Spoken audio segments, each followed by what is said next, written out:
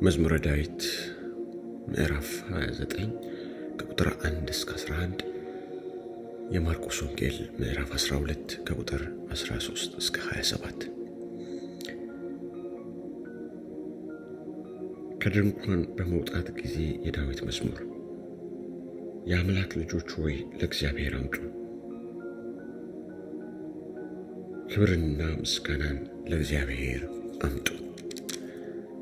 የስሙን ክብር ለእግዚአብሔር አምጡ፣ በቅድስናው ስፍራ ለእግዚአብሔር ስገዱ። እግዚአብሔር ድምፅ በውኆች ላይ የክብር አምላክ አንጎደጎደ። እግዚአብሔር በብዙ ውኆች ላይ የእግዚአብሔር ድምፅ በኃይል ነው። የእግዚአብሔር ድምፅ በታላቅ ክብር ነው። የእግዚአብሔር ድምፅ ዝግባን ይሰብራል። እግዚአብሔር የሊባኖስን ዝግባ ይቀጠቅጣል። እንደ ጥጃ ሊባኖስን አንድ ቀንድ እንዳለው አውሬ ልጅ ስርዮንን ያዘልላቸዋል። የእግዚአብሔር ድምፅ የእሳቱን ነበልባል ይቆርጣል። የእግዚአብሔር ድምፅ ምድረ በዳውን ያናውጣል። እግዚአብሔር የቃዴስን ምድረ በዳ ያናውጣል። የእግዚአብሔር ድምፅ ዋላዎችን ያጠነክራቸዋል፣ ጫካዎቹንም ይገልጣል። ሁሉም በመቅደሱ ምስጋና ይላል።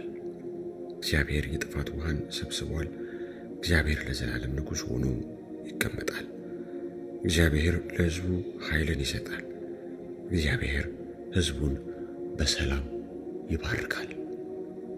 አሜን።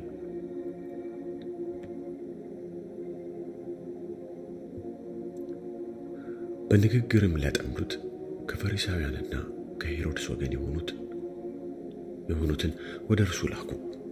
መጥተውም መምህር ሆይ የሰውን ልጅ ሳትመለከት በእውነት የእግዚአብሔር መንገድ ታስተምራለህና እውነተኛ እንደሆንክ ለማንም እንዳታዳላ እናውቃለን። ለቄሳር ግብር መስጠት ተፈቅዷልን ወይስ አልተፈቀደም? እንስጥን ወይስ አንስጥ አሉት። እርሱ ግን ግብዝነታቸውን አውቆ ለምን ትፈትኑኛላችሁ? አየው ዘንድ 1 ዲናር አምጡልኝ አላቸው። እነርሱም አመጡለት። ይህች መልክ ጽሕፈቲቱስ የማን ናት አላቸው። እነርሱም የቄሳር ናት አሉት። ኢየሱስም መልሶ የቄሳርን ለቄሳር የእግዚአብሔርንም ለእግዚአብሔር አስረክቡ አላቸው። በእርሱም ተደነቁ። ትንሣኤ ሙታን የለም የሚሉ ሰዱቃውያን ወደ እርሱ መጥተው ጠየቁት፣ እንዲህም አሉት፣ መምህር ሆይ ሙሴ የአንድ ሰው ወይም ወንድም ሚስቱን ትቶ ልጅ ሳያስቀር ቢሞት ወንድሙ ሚስቱን አግብቶ ለወንድሙ ዘር ይተካ ብሎ ጻፈልን። 7 ወንድማማቾች ነበሩ።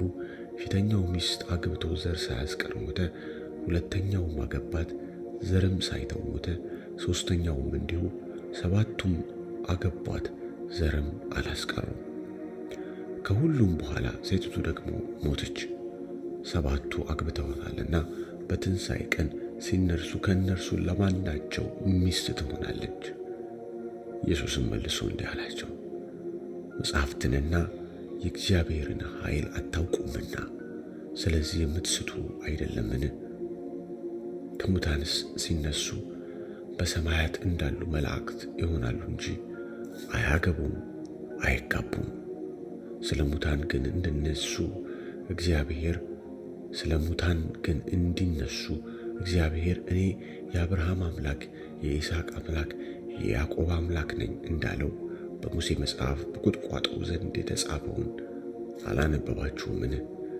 የሕያዋን አምላክ ነው እንጂ የሙታን አይደለም። እንግዲህ እጅግ ትስታላችሁ። ይህ የእግዚአብሔር ቃል ነው። አሜን።